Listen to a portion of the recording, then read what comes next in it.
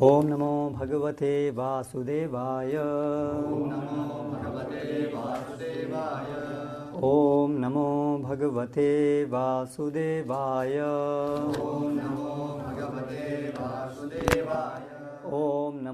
भगवते वासुदेवाय। श्री उपदेशामृत के ऊपर अपनी चर्चा आगे बढ़ाते हुए श्लोक संख्या 2, जिसमें प्रतिकूल चीज़ों का वर्णन रूप गोस्वामी कर रहे हैं, उसमें से हमने 6 में से 5 के विषय में चर्चा समाप्त कर ली है। अत्याहार प्रयासश्च प्रजल्पो नियमाग्रहः जनसंगश्च लौल्यश्च षड्भिर्भक्तिर्विनश्यति। लौल्यम ये अंतिम अवगुण है जो त्याज्य है इस श्लोक के अनुसार। छठा, लौल्यम के मुख्य रूप से 2 अर्थ हैं, भक्तिविनोद ठाकुर बता रहे हैं। एक है लोभ और दूसरा है मन का विचलन, मन और बुद्धि का विचलन, रेस्टलेसनेस। ये 2 अर्थ हैं। तो सबसे पहले विचलन के विषय में व्याख्या कर रहे हैं कि ये जो विचलन है मन के और बुद्धि के 2 प्रकार के हो सकते हैं। सामान्य रूप से जो हमारा मन है वो इंद्रियों के जो विषय हैं उनके पीछे पीछे भागता है और इस प्रकार से विचलित होता है। इंद्रियाणाम हि चरताम यन मनो अनुविधीयते तदस्य हरति प्रज्ञाम वायुर्नावम इवाम्भसी। तो इसीलिए भगवान बताते हैं कि आवश्यकता है नियमों को पालन करने की, जिससे कि मन विषयों के पीछे भागकर हमें नरक में ना ले जाए। इंद्रियस्येन्द्रियस्यार्थे राग द्वेषौ व्यवस्थितौ तयोर्नवशमागच्छेत् तौ यस्य परिपंथिनौ।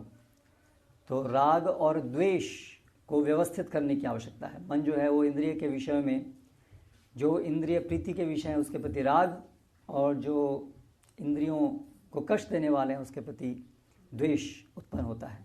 तो उन दोनों को व्यवस्थित करने की आवश्यकता है, अर्थात उनको शास्त्र के नियमों के अनुसार चलने की आवश्यकता है, ना कि उसमें बह जाना। तो इसके लिए क्या उपाय है कि इस मन के विचलन को काबू में रखा जाए। तो जो भी इंद्रिय की गतिविधियां हैं, इंद्रियों की गतिविधियां हैं, उनको भगवान की सेवा में लगा करके मन की जो ये विचलन है इंद्रियों के विषयों के पीछे भागना, उसको संयमित किया जा सकता है। इसके लिए हमने पहले देखा है कैसे हर एक इंद्रिय के विषय को भगवान, इंद्रियों को हम सबको भगवान की सेवा में लगाना है। अम्बरीश महाराज का उदाहरण, किस प्रकार से उन्होंने सभी इंद्रियों को भगवान की सेवा में लगाया। लेकिन अंततः ये मन के विचलन को तब तक वश में नहीं किया जा सकता जब तक बुद्धि प्रबल नहीं है मन को वश में रखने के लिए, क्योंकि वो मन के ऊपर है बुद्धि। इसलिए भगवान कहते हैं व्यवसायात्मिका बुद्धि एकेह कुरु नंदना बहुशाखा अनंतश्च बुद्धयो अव्यवसायी नाम। तो अगर व्यवसायात्मिका बुद्धि नहीं है तो फिर वो मन को वश में नहीं कर सकती, और इसलिए कहा गया है भोग ऐश्वर्य प्रसक्ता नाम तया अप्रतिचेतसाम व्यवसायात्मिका बुद्धि समाधव न विधीयते। तो जिनकी बुद्धि जो है वो सबल नहीं है, तो वो विषयों के पीछे जो मन भाग रहा है और उसी के ही पीछे वो बुद्धि भागती रहती है। इसके विपरीत जिनकी बुद्धि वश में है उनके विषय में कहा गया है प्रजाहाति यदा कामान सर्वान पार्थ मनोगतान आत्मन्येव आत्मन्य तुष्टः स्थित प्रज्ञस्तदोच्यते। उनको स्थित प्रज्ञ कहा गया है, जिनकी बुद्धि स्थित है, विचलन में नहीं है। तो ये जो बुद्धि है 2 प्रकार की होती है, एक भौतिक बुद्धि और एक आध्यात्मिक बुद्धि। भौतिक बुद्धि वो है जो भौतिक मन को सही और गलत के पहचानने में मदद करती है, क्योंकि बुद्धि का कार्य है सही और गलत में भेद करना। लेकिन जो बुद्धि, भौतिक मन, जो इंद्रिय विषयों के पीछे भाग रहा है, इंद्रियों के विषयों को भोगने के संदर्भ में जो अच्छा और बुरा है, उसके लिए जो सही और गलत में भेद करे, वो भौतिक बुद्धि है। यानी कि हमारे भौतिक इंद्रिय भोग में मदद करने के लिए जो अच्छा और बुरे के भेद को भेद करे, वो भौतिक बुद्धि है। नहीं समझ में आया? जैसे हमें इंद्रिय भोग करना है, तो अभी ये हमारी चेतना है, मन और इंद्रिय विषय सब उसी तरफ लगे हुए हैं। तो अभी हम कोई चीज़ देखते हैं, आंखों के सामने आती है, मान लीजिए कोई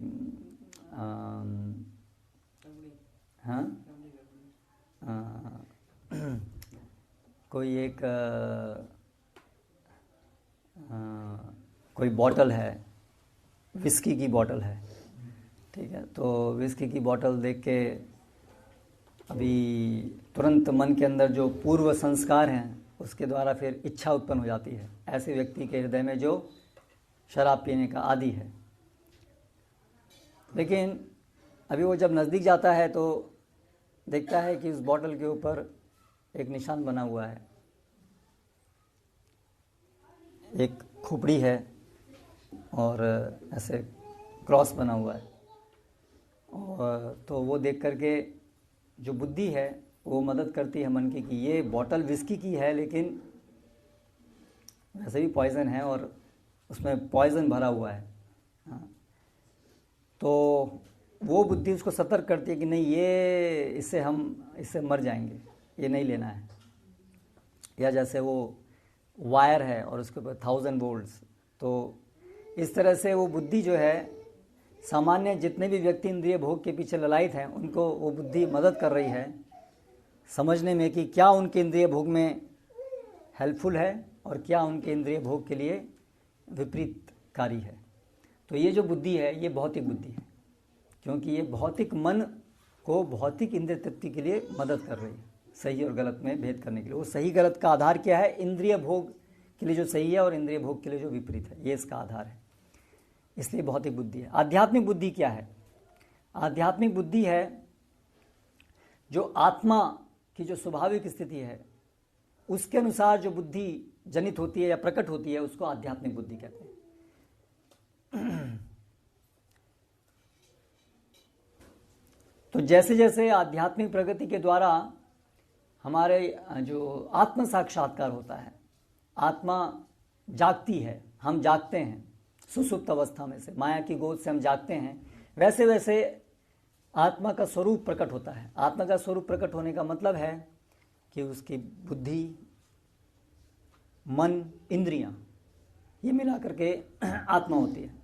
तो ये सब चीज़ें प्रकट होनी शुरू होती हैं, फंक्शन कार्य करना शुरू करती हैं आध्यात्मिक बुद्धि।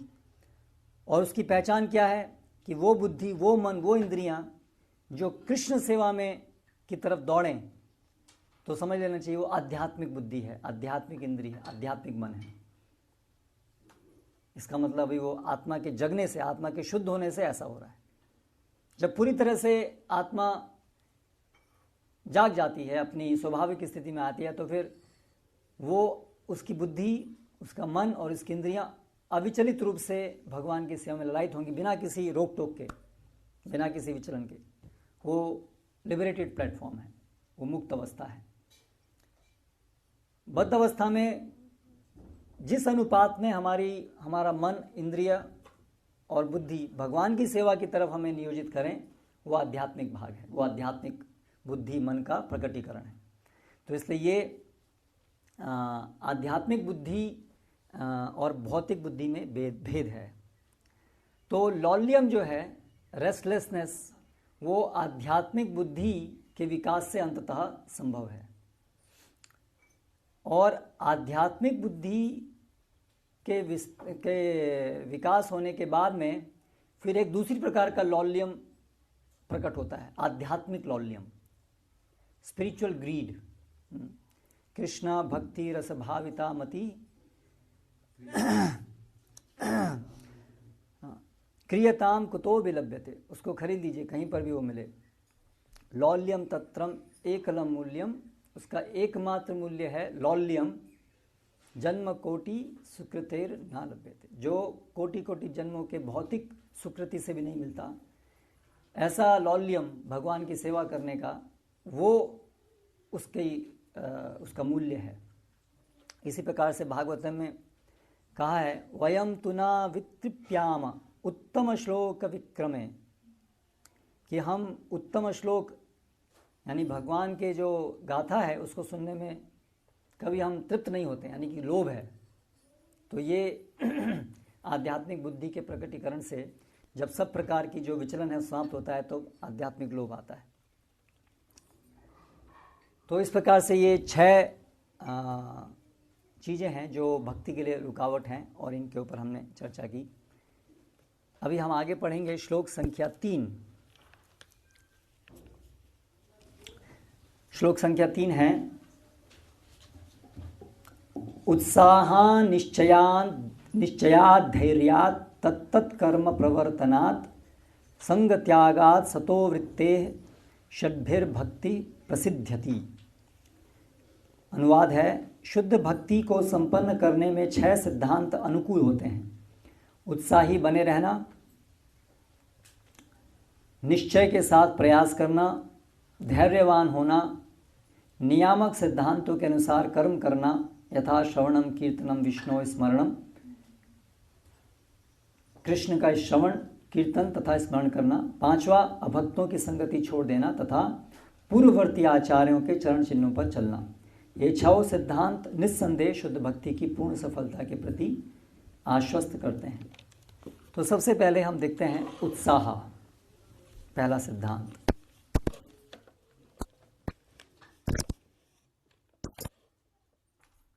उत्साह का अर्थ क्या है?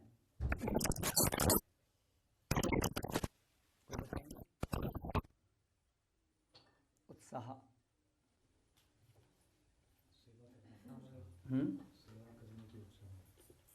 सेवा करने का उत्साह। तो उत्साह क्या है? सेवा करने का उत्साह हुआ वो, लेकिन उत्साह क्या है?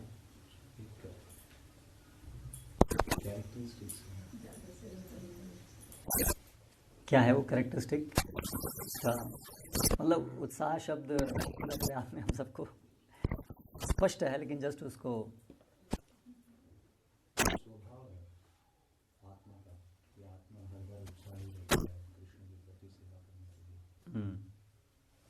ओके, सही है, आप गलत नहीं है। हाँ,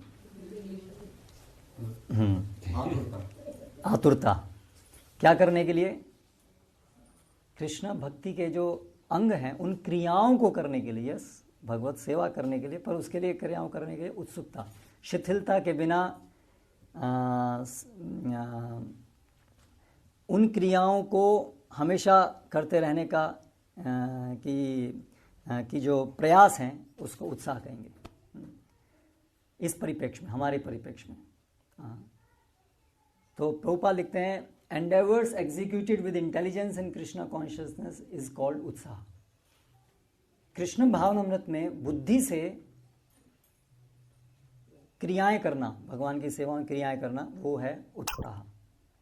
और एक और जगह लिखा है, eagerness to perform limbs of sadhana bhakti. साधना भक्ति की क्रियाओं को करने के लिए उत्सुकता, वो है उत्साह। तो जैसे हमने पहले दिन देखा कि भक्ति की परिभाषा है कृष्णानुशीलनम, उसका एक मुख्य स्वरूप लक्षण है आनुकूल्येन कृष्णानुशीलनम। और फिर हमने देखा शील शब्द, उसका अर्थ होता है क्रिया। कृष्ण के संबंध में उनको प्रसन्न करने के लिए जो क्रियाएं की जाएं और उनकी सेवा उनको प्रसन्न करने के हेतु से, इच्छा से, आनुकूल्येन कृष्णानुशीलम कहलाती हैं। तो भक्ति जो है वो एक कल्पना का विषय नहीं है, भक्ति एक व्यावहारिक क्रियाओं का विषय है। इसलिए अनुशीलनम का विषय है, यानी कि वो क्रियाएं हैं जिसके द्वारा भक्ति क्रियाएं करने से भाव भक्ति या प्रेम भक्ति उत्पन्न होती है। तो ये एक क्रियाओं की बात है। इंद्रिय, मन, बुद्धि, सभी की जो गतिविधियां हैं उनको भगवान की सेवा में नियोजित करना वो भक्ति का अनुशीलनम है। तो ये सब जो क्रियाएं हैं उनको, जो मुख्य क्रियाएं हैं, केंद्रीय क्रियाएं भक्ति की, उनको प्रहलाद महाराज ने बताया है। श्रवणम कीर्तनम विष्णु स्मरणम पाद सेवनम अर्चनम वंदनम दस्यम सख्यम आत्मनिवेदनम इति पुंसार्पिता विष्णु भक्तिश्चेन्नव लक्षणा क्रियते भगवती अद्धा तन मन्यते अधीतम उत्तमम। तो 9 मुख्य केंद्रीय भक्ति की क्रियाएं हैं जो अनुशीलन करने के लिए हैं, और फिर उसके अलावा और अन्य गौण क्रियाएं हैं जो हमारे इस भौतिक जगत में जो हम जीवन शैली जी रहे हैं उससे संबंधित हैं। दोनों मिलाकर के हम भक्ति का अनुशीलन करते हैं।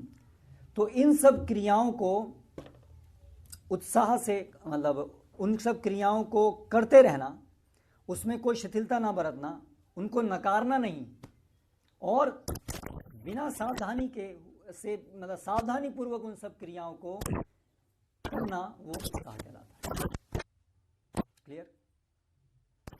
ये सब जो भक्ति के अनुष्ठान की क्रियाएं हैं इनको नकारे बिना, नकारना मतलब इंग्लिश में उसको बोलेंगे नेग्लेक्ट किए बिना, नकारे बिना सावधानी से इन सब क्रियाओं को करना, वो उत्साह कहलाता है।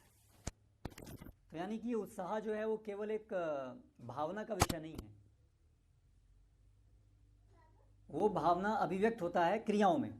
क्रियाओं को करना जो भी भक्ति के अनुकूल हैं, उन क्रियाओं को करते रहना, उसमें नकारात्मक उनको नहीं, रोकना नहीं, और सावधानी पूर्वक उनको करना, वो उत्साह कहलाता है। यानी कि इसमें फिर 2 भाग हुए, एक तो इन क्रियाओं को नकारना नहीं और दूसरा सावधानी पूर्वक करना। तो ये 2 विभागों को हम लोग अध्ययन करेंगे उत्साह के अंदर। तो नकारने के अंदर, नेग्लिजेंट होने के अंदर, उससे क्या इंगित होता है कि क्रियाओं को ना करना या उसमें आलसी होना, करने के पीछे आलसी होना, या करने के लिए इच्छा ना होना, ये सब मिलजुल करके है जिसे हम कह रहे हैं नकारना, क्रियाओं को नकारना। तो भक्ति सेवा करने की जो योग्यता है, क्या है? भक्ति सेवा करने की योग्यता क्या है? कैसे हम उत्तम भक्ति में प्रवेश करते हैं, उसकी योग्यता क्या है? योग्यता, क्वालिफिकेशन, हाँ, इच्छा, हाँ, उसको और थोड़ा टेक्निकल शब्द में क्या कहेंगे उस इच्छा को? श्रद्धा। श्रद्धावान जन होय भक्ति अधिकारी। भक्ति का अधिकारी कौन है? जिसके पास भगवान की सेवा करने के प्रति श्रद्धा है। करेक्ट? तो ये श्रद्धा है। श्रद्धा जो है वो भक्ति सेवा करने के लिए योग्यता है। उत्साह जो है वो श्रद्धा के प्राण है। उत्साह जो है वो श्रद्धा के प्राण है। इसको अब थोड़ा समझने का प्रयास करेंगे, इसका क्या अर्थ है।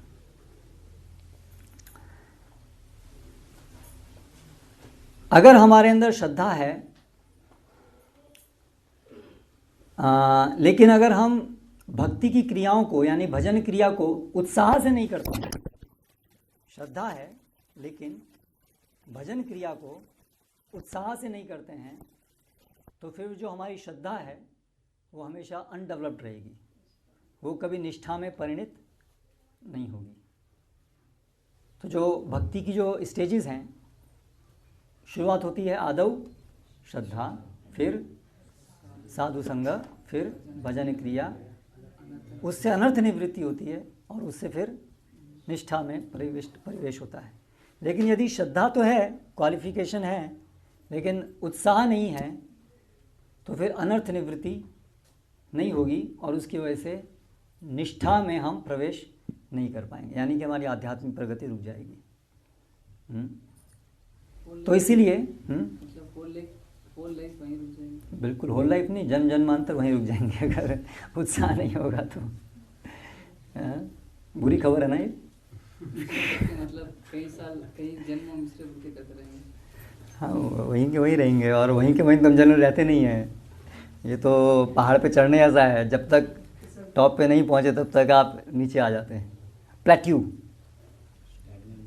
हाँ, प्लेट्यू को बोलते हैं पठार। तो अभी हम जब पदयात्रा कर रहे थे तो वास्तव में पठार देखा पहली बार ज़िंदगी में। अभी तक हम पुस्तकों में पढ़ते थे कि दक्खन का पठार, लेकिन अब हम व्यावहारिक रूप से वहाँ गए, दक्खन का पठार, और वो चलते चलते गए तो बिल्कुल उसका अनुभव हुआ कि पठार किसे कहते हैं।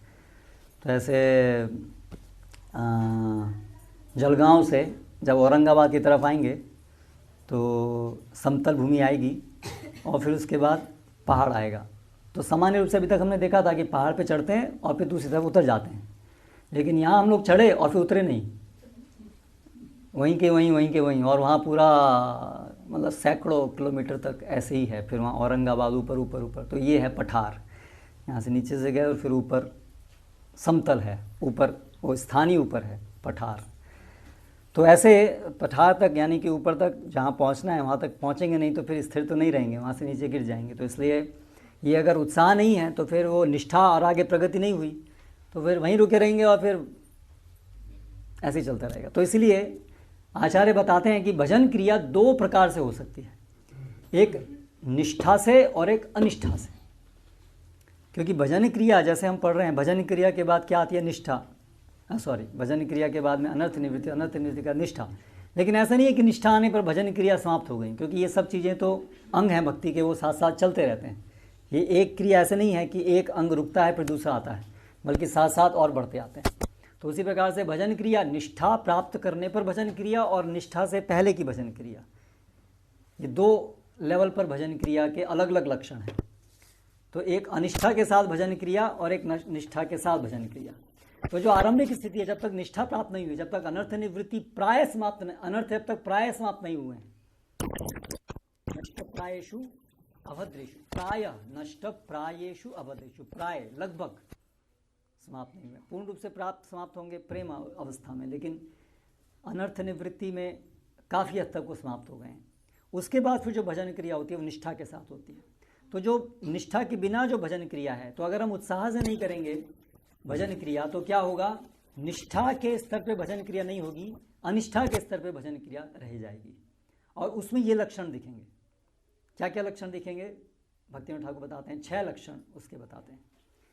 अनिष्ठा के साथ जो भजन क्रिया होती है वो हमेशा से डामाडोल वाली भजन क्रिया है, फ्लिकरिंग, ऊपर नीचे उतार चढ़ाव होते रहते हैं। किस प्रकार के? उसमें बताए हैं। पहला है उत्साहमयी, पहला लक्षण है उत्साहमयी। उत्साहमयी का अर्थ है झूठा विश्वास, झूठा विश्वास, उत्साहमयी। यानी कि हमें अपने पे कभी कभी बहुत विश्वास आया था कि हम जीत गए, जंग बहुत प्रगत हो गए, अपने स्तर से अधिक का हम सोचते हैं हम इसके अधिकारी हो गए। ये एक लक्षण है उत्साहमयी। और ये सब आती रहती हैं स्टेज अलग अलग। तो एक स्टेज आई कभी कभी ऐसे इस अवस्था में उत्साहमयी, ओवर कॉन्फिडेंट या फॉल्स कॉन्फिडेंस अपने ऊपर। फिर दूसरा लक्षण है घन तरला, यानी कि इसको अंग्रेजी में बताया गया स्पोरेडिक एंडेवर। एक थोड़े समय के लिए बड़ा सा प्रयास और फिर उसके बाद है ना, दिखता है हम सब में लग 64 माला, नो स्वीट्स, दंडवत परिक्रमा, और फिर उसके बाद में 16 माला भी नहीं, मंगला आरती गायब, सब नियम गायब। तो स्पोरेडिक एंडेवर यानी प्रयास जो है वो स्थिर नहीं रहता है, सस्टेन नहीं होता है। अचानक एक दिन बहुत प्रयास होता है, कुछ दिन चलता है, फिर उसके बाद बिल्कुल प्रयास नहीं होता है। इसको बताया है घन तरला। फिर व्यूढ़ विकल्प, व्यूढ़ विकल्प मतलब असमंजस, इंडिसीजन, डिसीजन नहीं ले पा रहे हैं, मैं ये करूं वो करूं, मैं क्या हूं, क्या स्तर पे हूं, क्या, इंडिसीजन, क्लैरिटी नहीं है, इसलिए इंडिसीजन। फिर उसके बाद विषय संग्रह, मतलब विषयों के साथ लड़ाई, स्ट्रगल विद सेंस ऑब्जेक्ट्स, लड़ाई चलती जा रही है इंद्रिय विषय खींच रहे हैं और हम उनसे लड़ रहे हैं। तो ये एक और लक्षण है इस स्टेज में। अगर उत्साह के साथ भजन क्रिया नहीं की जाए, अनिष्ठा के स्तर पर भजन क्रिया में ये सब लक्षण दिखने लगते हैं। विषयों के साथ बहुत लड़ाई चलती रहेगी, विजय प्राप्त नहीं कर पा रहे, हारते जा रहे हैं। फिर नियमाक्षमा, यानी नियमों को कायम नहीं रख पाना, प्रतिज्ञाओं को कायम नहीं रख पाना। रिजोल्यूशंस हर साल नए नए बनते हैं, लेकिन कभी भी पूरे साल टूटते नहीं, बनते हैं, कायम नहीं रहते हैं। बहुत सारी प्रतिज्ञा लेते हैं, लेकिन प्रतिज्ञा सब टूट जाती हैं। ये एक और लक्षण है इसका। और फिर अंतिम लक्षण बताया है तरंग रंगिनी। तरंग रंगिनी अर्थात जो भक्ति से हमें कुछ फैसिलिटीज, सुविधाएं प्राप्त होती हैं, उनको भोग करने की वृत्ति। भक्ति करते हैं तो उससे कुछ सुविधाएं प्राप्त होती हैं, मान, सम्मान, लाभ, बहुत सारी चीजें हमें भक्ति करने से सुविधाएं प्राप्त होती हैं। उन सुविधाओं को कृष्ण सेवा में न लगा करके उनको खुद अपने भोग के लिए, मान सम्मान मिला है तो उससे उसका उपयोग भगवान की सेवा में, और लोग सुनने के लिए अभी तैयार हैं तो उनको निस्वार्थ रूप से कैसे सेवा लगे, इसके लिए उसको उपयोग न करके उसको एंजॉय करना, उसका दुरुपयोग करना, या भौतिक पैसा मिल रहा है भक्ति के प्रभाव से, प्रबल प्रभाव से, तो उसका फिर उपयोग भगवान की सेवा में नहीं करके उसको अपने इंद्रिय भोग में लगाना शुरू कर देना। ये सब लक्षण है। तो ये 6 लक्षण है। कौन कौन से? पहला उत्साहमयी, यानी कि उत्साहमयी मतलब फॉल्स कॉन्फिडेंस। दूसरा घना तरल, मतलब हाँ पठार। आप तो पठार गलत पहुंच गए। वहाँ पठार तो केवल वो तो उन्होंने प्रश्न किया था कि हम फिर रुक जाएंगे, तो मैंने कहा नहीं रुकेंगे नहीं, नीचे गिर जाएंगे, क्योंकि पठार पे नहीं पहुंचे। यहाँ इससे पठार से यहाँ पर कोई नहीं, स्पोरेडिक एंडेवर, नहीं अत्यधिक प्रयास नहीं, बस अत्यधिक प्रयास नहीं, कुछ समय के लिए बस प्रयास किया जाए, बाकी वो हमेशा नहीं रहता है वो प्रयास। झटके में, झटका मशीन की तरह से झटके में प्रयास है, फिर कुछ नहीं है ना। फिर व्यूढ़ विकल्प, व्यूढ़ विकल्प मतलब असमंजस। उसके बाद विषय संग्रह, मतलब कि इंद्रिय विषयों के साथ में लड़ाई। फिर नियमाक्षमा, यानी कि प्रतिज्ञाओं को कायम न रख पाना। और तरंग रंगिनी मतलब फैसिलिटीज जो मिलती है उसका एंजॉय करना। Yes, enjoying the facilities offered by भक्ति। तो इस तरह से अगर उत्साह के साथ में, श्रद्धा के साथ साथ यदि उत्साह नहीं होगा तो फिर हम अनिष्ठा से निष्ठा में नहीं जाएंगे। तो ये है उत्साह का एक भाग, नेग्लिजेंट, नकारना, जो भी अंग है उसको नकारना, उसका परिणाम। दूसरे प्रकार से उत्साह का अर्थ है सावधानी पूर्वक सब क्रियाओं को। हो सकता है कि हम क्रियाएं तो कर रहे हैं, नकार नहीं रहे हैं, भक्ति क्रियाएं कर रहे हैं, लेकिन सावधानी पूर्वक नहीं कर रहे हैं। जब कर रहे हैं 16 माला हर रोज, लेकिन सावधानी पूर्वक नहीं कर रहे। तो ये दूसरा प्रकार है उत्साह के दिन। उत्साह के मजमून किया ध्यानपूर्वक और सतत रूप से पूरे एब्जॉर्प्शन के साथ भक्ति क्रियाओं को करना। तो सावधानी पूर्वक न रहना, इसको भगवान नाम के प्रति एक अपराध बताया गया है, प्रमाद। यहाँ पर प्रमाद का अलग अलग अर्थ है, यहाँ पर जो अर्थ है उसका अर्थ है सावधान न रहना। और इसके अंतर्गत 3 प्रकार के असावधानियां बताई गई हैं नाम अपराध के अंदर। 3 प्रकार से हम असावधान हो सकते हैं हरिनाम लेने में। औदासीन्य, जड्य और विक्षेप। औदासीन्य मतलब उदासीन होना, हरिनाम करने के प्रति उदासीन होना, उसके महत्व को न समझते हुए या ध्यान में न रखते हुए उसके प्रति उदासीन रहना, ये एक कारण है ध्यान पूर्वक ध्यान हटने का भगवान नाम से या भक्ति क्रियाओं से। ये सबके प्रति लागू हो सकता है। तो अक्सर हम देखते हैं कि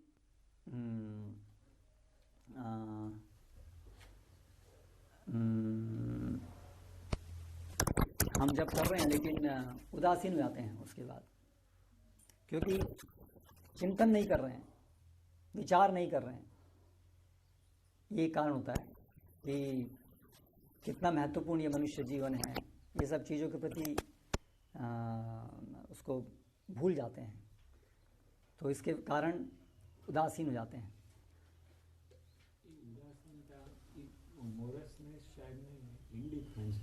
हाँ, मोरोसनेस नहीं है। मोरोसनेस मतलब तो होता है दुखी होना।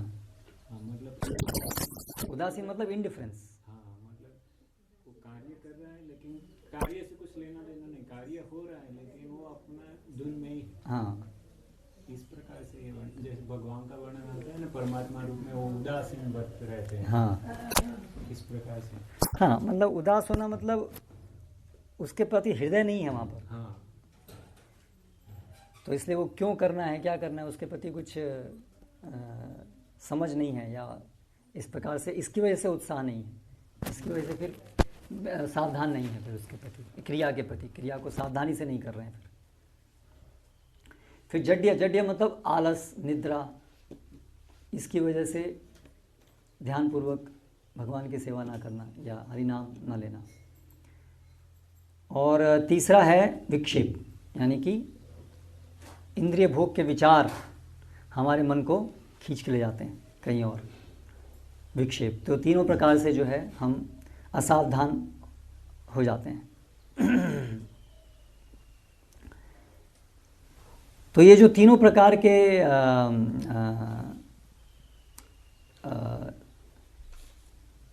बेध्यान है, सावधानी न होना है, उसके लिए नियमित रूप से उत्साही रहने से ही ये तीन प्रकार के जो असावधानियां हैं वो हटेंगी, केयरलेसनेस हटेंगी। क्योंकि केयरलेसनेस वो उत्साह के विपरीत है, तो इसलिए उसका प्रतिकार है उत्साही रहना। तो यानी कि जब हम ये साधना भक्ति कर रहे हैं तो अभी शुरू में उत्साह है, और यदि वो उत्साह को मेंटेन कर पाते हैं तो फिर ये जो दोष हैं ये हमारी साधना में प्रवेश नहीं करेंगे, नहीं तो प्रवेश कर जाएंगे। यदि हम अपना उत्साह खो देंगे, जनरली शुरू में उत्साह आसानी से मिल जाता है, लेकिन उस उत्साह को सस्टेन करना वो परीक्षा है, वो हम नहीं कर पाते हैं। तो फिर क्या होगा, उत्साह अगर नहीं मेंटेन कर पाए, सस्टेन नहीं कर पाए, तो फिर ये सब दबोच लेंगे हमको, केयरलेस हो जाएंगे, नेग्लिजेंट हो जाएंगे, क्योंकि ये उत्साह के विपरीत हैं। ठीक है, एक दिन जप नहीं हुआ तो क्या हुआ, आज 2 माला कम हुई तो क्या हुआ, ऐसे धीरे धीरे मन के अंदर ऐसे नेग्लेक्टफुल विचार आएंगे और हम उनको शय देंगे। अरे एक दिन ऐसा नहीं किया तो क्या बिगड़ जाता है, एक दिन ऐसा नहीं हुआ तो क्या हो गया, ठीक है रीडिंग ठीक है, नहीं किया तो क्या हो गया, श्रवण नहीं किया तो क्या हुआ, थोड़ा सा प्रजल्प किया तो क्या हो गया। ऐसे जो सब भक्ति क्रियाएं जो बताई गई हैं उसके प्रति नेग्लेक्टफुल हो जाने। कुछ पूछना चाह रहे हैं? अच्छा, तो ये बहुत डेंजरस है ये एटीट्यूड, इसको, ये उत्साह नहीं है इसका, ये अर्थ है हम नकार रहे हैं उनको, उनको नकार रहे हैं। जब एक जीव, थोड़ा तेज बोलिए जिससे सबको सुनाई दे सके। जब एक जीव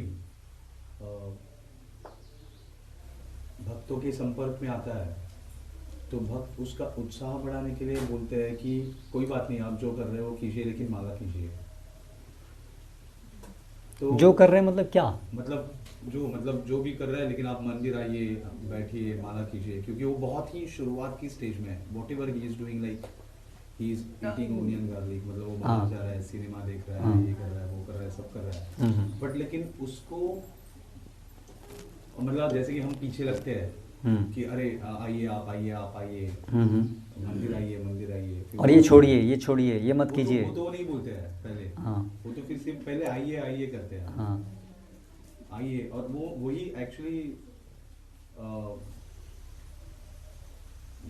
प्रॉब्लम हो रही है आज, ऐसे पता नहीं, you can correct me if I am wrong, कि हम बोलते हैं आइए आइए आप जो भी कर रहे हैं ठीक है, लेकिन आइए मंदिर आइए, आप भगवान के दर्शन कीजिए, गोविंदास में बैठिए, प्रसाद खाइए, हमारे साथ माला कीजिए, तो माला भी करते हैं, प्रसाद भी खाते हैं, भगवान के दर्शन भी करते हैं,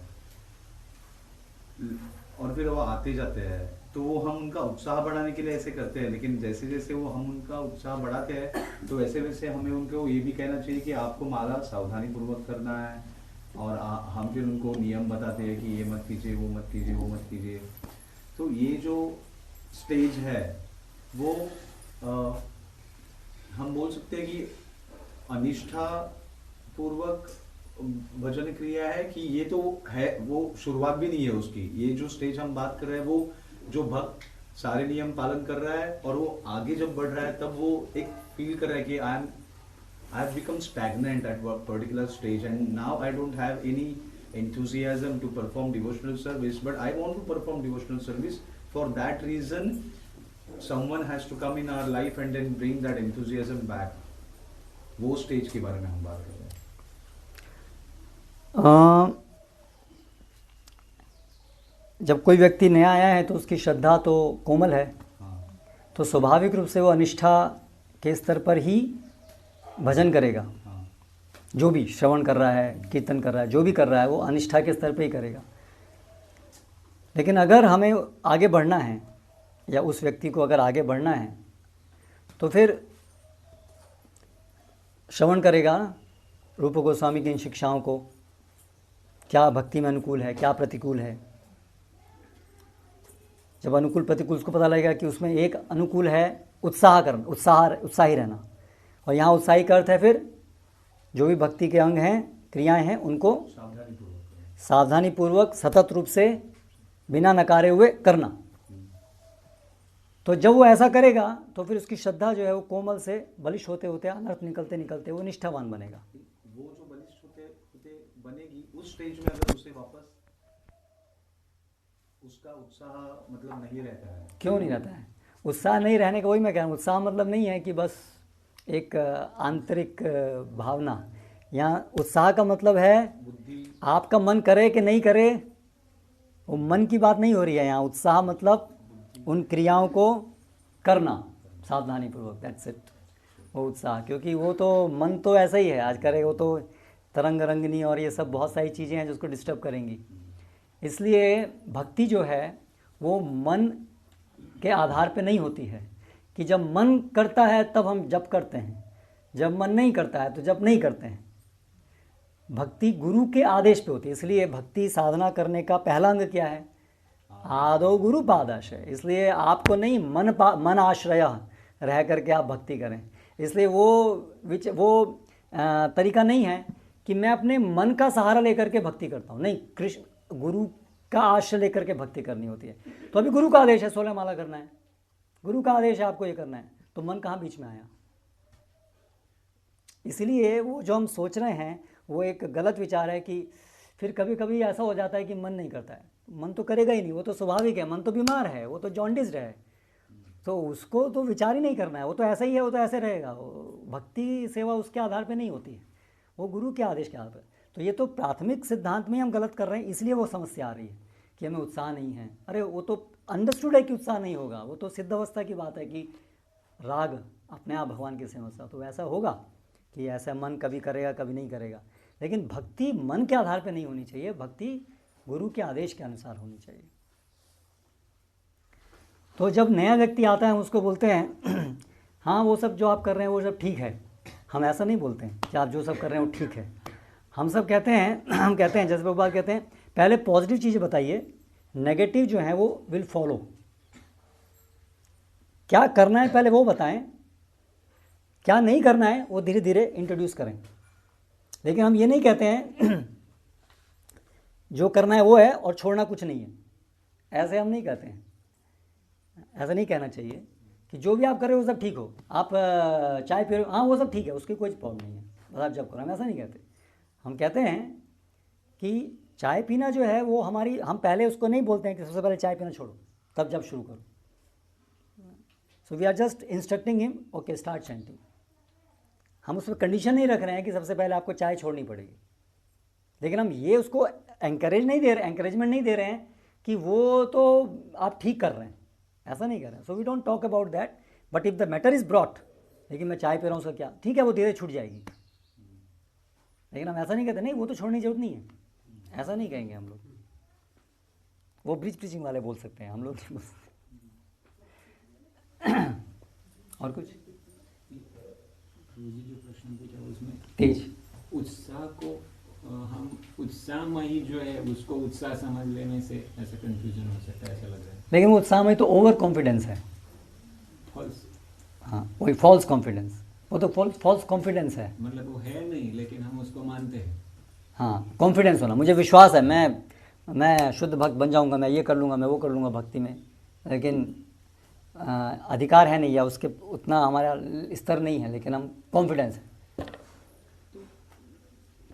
प्रश्न क्यों पूछा मैंने, क्योंकि ऐसा क्यों होता है कि भक्त जब एक सर्टेन स्टेज पे आता है तो वो क्रिया करने के लिए कभी कभी उदासीन भी हो जाता है। हाँ उसमें उत्साह नहीं रहता, अरे ये तो मैं रोज कर रहा हूँ और तो कर भी रहा है, लेकिन उसको ऐसे वो यांत्रिक बन जाती हैं क्रिया। हाँ उसको उसमें रस आना बंद हो जाता है। हाँ, तो ऐसे मतलब बहुत सारे भक्तों के साथ होता है।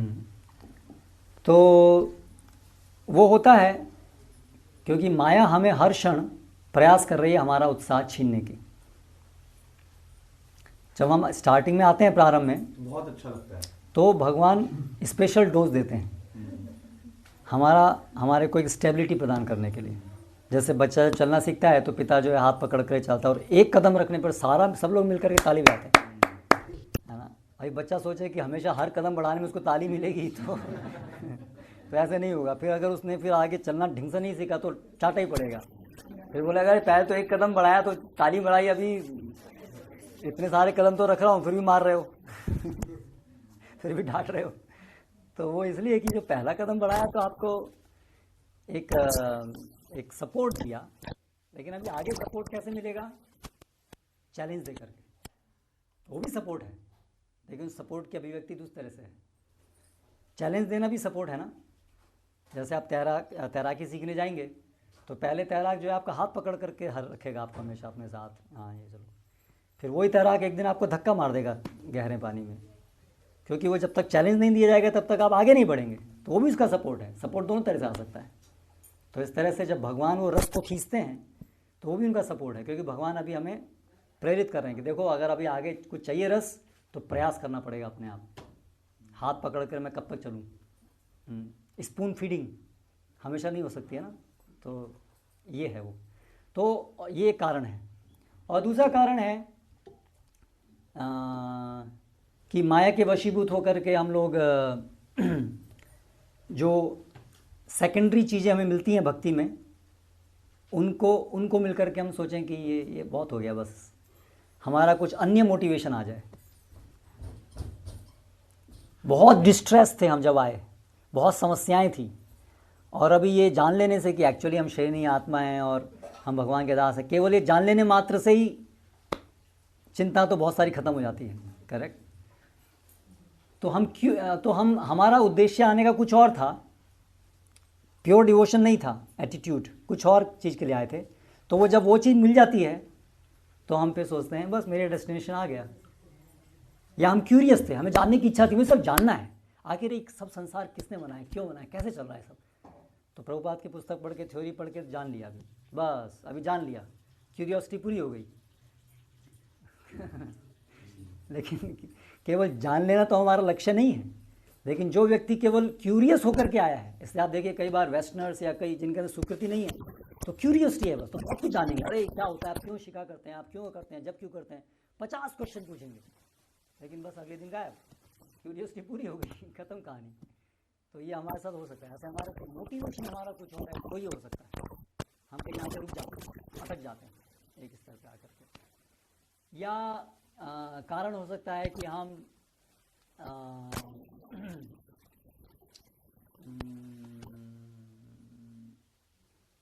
श्रवण कीर्तन किसी ना किसी कारणवश सही मात्रा में, सही गुणवत्ता से नहीं कर पा रहे हैं, तो स्वाद मिलना बंद हो जाता है।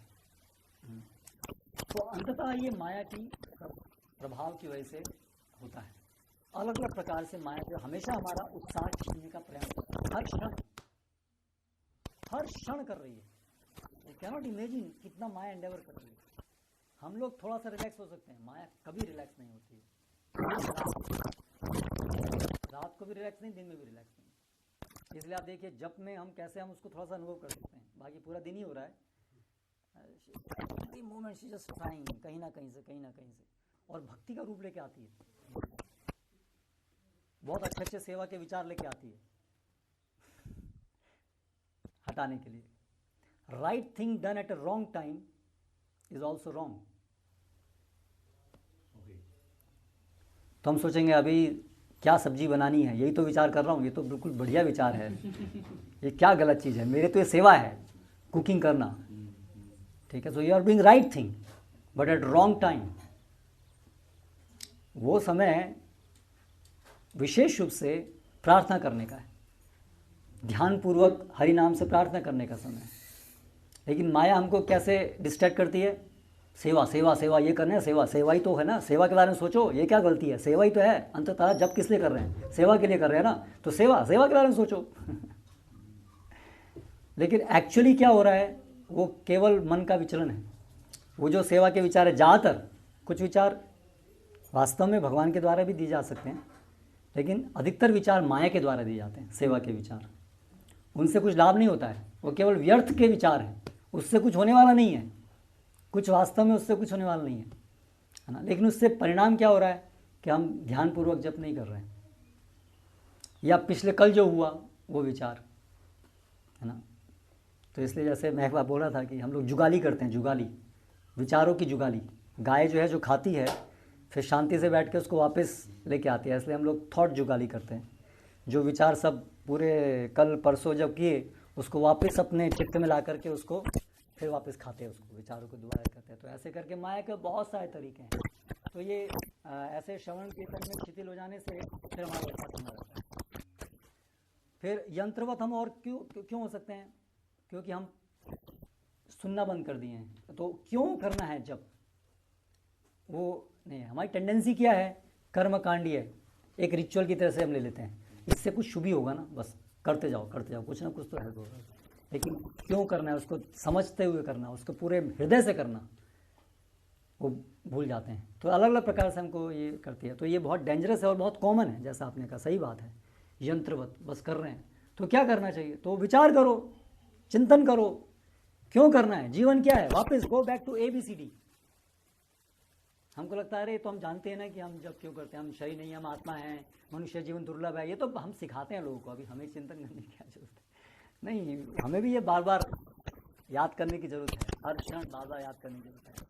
करेक्ट, ये मनुष्य जीवन दुर्लभ है। दुर्लभ का मतलब क्या है? विचार कीजिए। कई बार दुर्लभ बोलते हैं, रट लग जाती है, तो हमको सोचते भी नहीं दुर्लभ का मतलब क्या है। दुर्लभ मतलब दुर्लभ, उस पर चिंतन कीजिए। दुर्लभ मतलब क्या? दुर्लभ मतलब करोड़ों सालों के बाद ये थोड़ा सा समय मिला है, गया तो फिर क्या होगा? कुत्ता बिल्ली बन जाएंगे, कुत्ता बिल्ली बन जाएंगे। ये भी कभी वो एक हैबिट बन जाती है, कुत्ता, अरे कुत्ता बिल्ली मतलब देखो कुत्ता मतलब क्या होता है, मतलब क्या होता है, कष्ट मतलब क्या होता है, उसको मनन करना चाहिए, उसको अनुभूति, मनन करके उसको अनुभूति करनी चाहिए, ये है इसका। तो ये क्यों है, मैं क्यों ऐसा हूँ, ऐसे वो उसको रिवाइव करना पड़ता है चिंतन को। तो इस तरह से तो उसे लड़ना चाहिए। क्यों यंत्रवत करें? कृष्ण नाम, वो कृष्ण है, और वो नाम लेने से भगवान के साथ संबंध स्थापित होगा। संबंध कैसे यंत्रवत हो सकता है? कभी दो व्यक्ति के बीच का संबंध यंत्रवत नहीं होता, क्योंकि वो दो आत्माओं के बीच का कार्य है।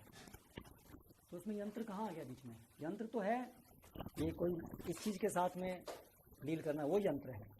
लेकिन भगवान की सेवा तो कभी यंत्रवत हो ही नहीं सकती। इसलिए भक्ति सेवा में ऐसी कोई चीज़ नहीं है जो यंत्रवत है। हर चीज़ भाव के साथ की जानी चाहिए। इसलिए भगवान बोलते हैं पत्रम पुष्पम फलम तोयम यो में भक्तिया प्रयच्छति, है ना। लेकिन ये होता है, अभी हम जब कुकिंग कर रहे हैं जब पहले दिन आप किचन में गए होंगे तो आप बिल्कुल वहीं पे एब्जॉर्ब होंगे, है ना। आपकी छोटी लड़की ने हवाई लगाई, शायद वो भी आपको सुनाई नहीं दी होगी,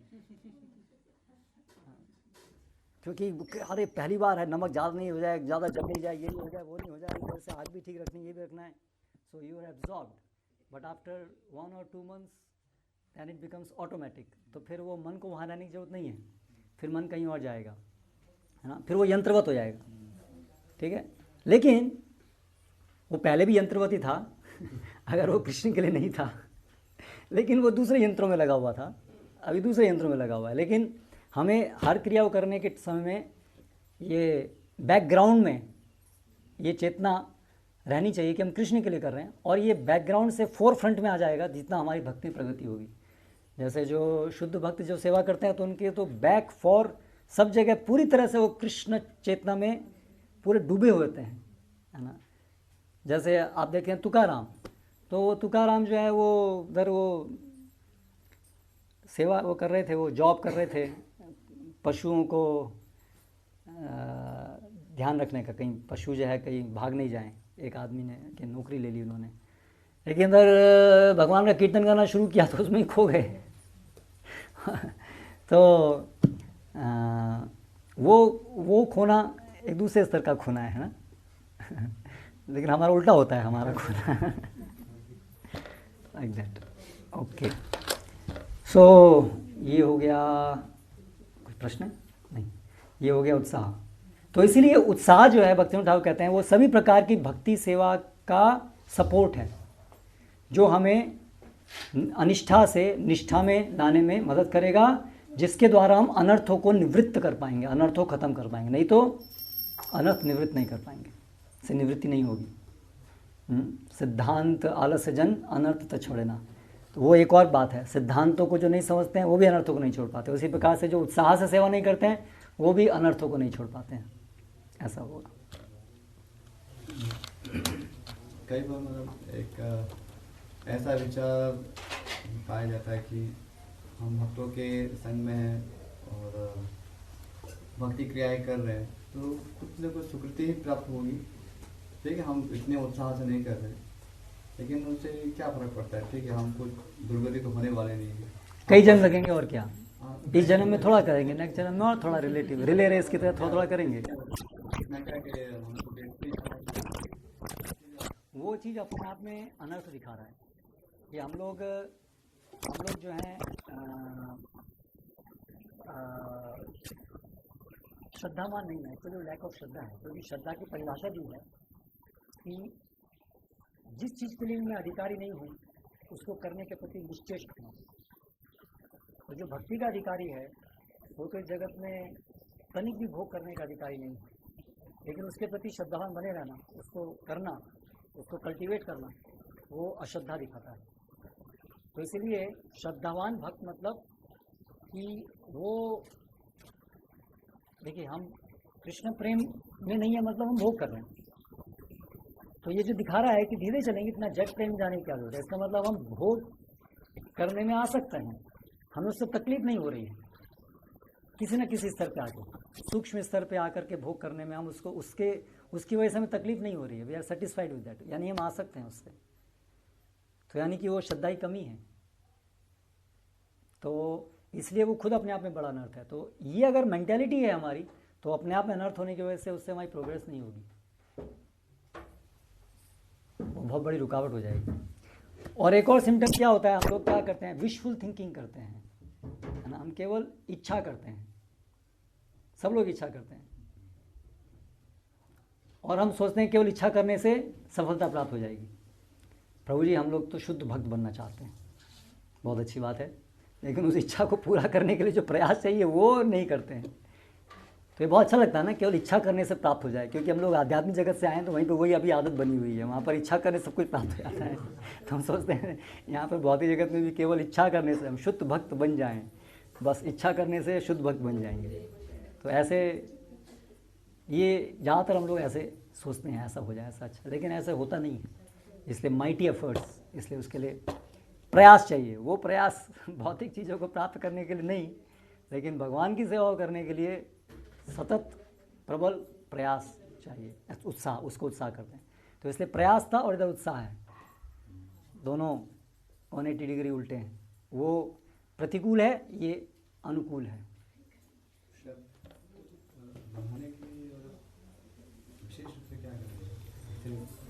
जो भक्ति सेवा की जो क्रियाएं हैं उनका अपने आप में स्वभाव है कि उससे श्रद्धा बढ़ती है, क्योंकि ये जो श्रद्धा है ये आत्मा का स्वाभाविक गुण है, जैसा प्रभु जी ने बताया।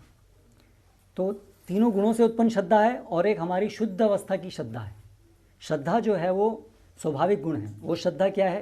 कृष्ण सेवा, प्रेमवश, वो उसकी परिणति है श्रद्धावस्था की। तो ये जो श्रद्धा का विकास है, जैसे जैसे शुद्धि होगा वैसे वैसे श्रद्धा का विकास होगा, इसलिए आदौ श्रद्धा है और फिर निष्ठा आती है। तो भक्ति सेवा करना, शुद्धि होने से अपने आप श्रद्धा बढ़ेगी। तो अगर हम उत्साह से भक्ति सेवा करते जाएंगे और जितने भी अनुकूल चीज़ें उनको स्वीकार करते जाएंगे, प्रतिकूल चीज़ों को छोड़ते जाएंगे, तो स्वाभाविक रूप से वो श्रद्धा बढ़ेगी, वो स्ट्रांग होगी। जैसे एक स्टेटमेंट है प्रभुपाद के प्रॉपर्ट में, development of faith is the very process of devotional service. हम सेवा करते हैं, हम तेज, हाँ, उत्साह से बोलिए। हम सेवा करते हैं तो सेवा करने के बाद शरीर थक जाता है। तो शरीर थकता है, मतलब ऐसे लगता है कि करे, लेकिन शरीर तो पूरा थक गया है। और फिर हम सोचते हैं कि क्या गोलोक वृंदावन में भी ऐसे ही शरीर थकता होगा क्या? नहीं थकता होगा ना। तो फिर ये जो चीज़ है, जैसे कि मैं बहुत मजाक में बोलता था, हमारे जब बच्चे थे ये भजनानंद और लीला कृष्ण, हम लोग वहाँ पे सेवा करते थे और फिर मैं बोलता था चलो दुकान बंद, 8 बजे दुकान बंद। अभी वो हो गया, लेकिन थोड़ा बहुत कुछ बचा हुआ रहता था, नहीं अभी नहीं करना है, बस हो गया करके दुकान बंद करके हम लोग रख के जाते थे, मतलब ग्रेन स्टोर पे। तो ये फिर ये जो है वो सेवा के प्रति फिर अपराध है।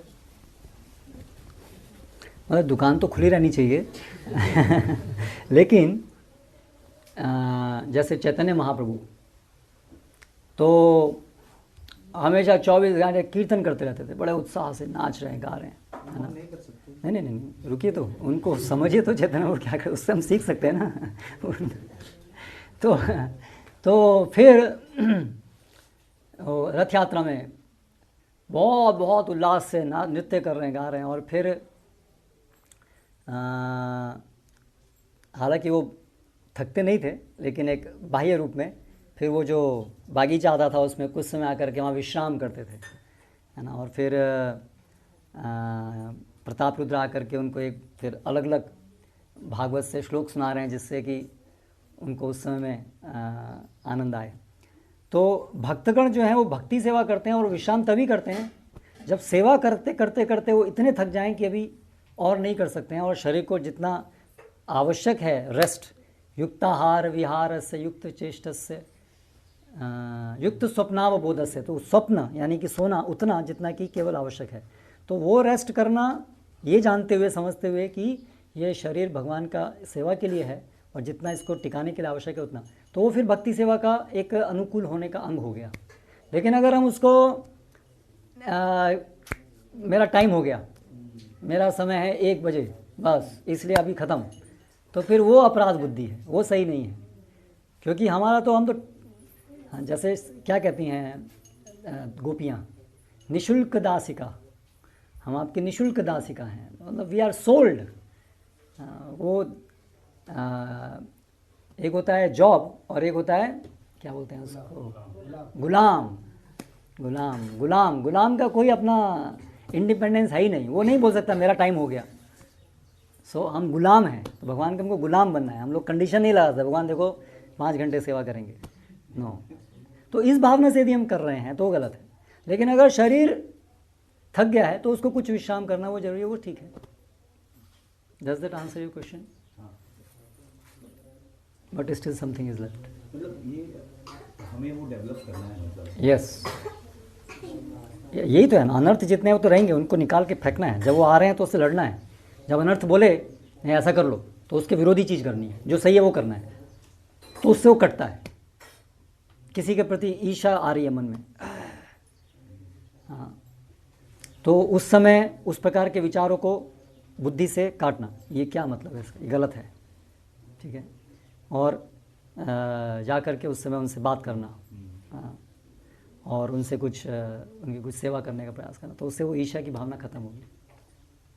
प्रभुपाद के समय में जैसे शिष्य लोग इस प्रकार से प्रचार करते थे, पुस्तक वितरण करते थे, जैसे सुनने में थोड़ा तेज आता है- बोलिए। इतने ऐसे सुनने में आता है कि प्रभुपाद के समय उनके शिष्य इतने धुरंधर प्रचार करते थे, पुस्तक वितरण करते थे, और ऐसा दृश्य सुनने में आता है कि जैसे जाते थे तो बिस्तर पर गिर पड़ते थे।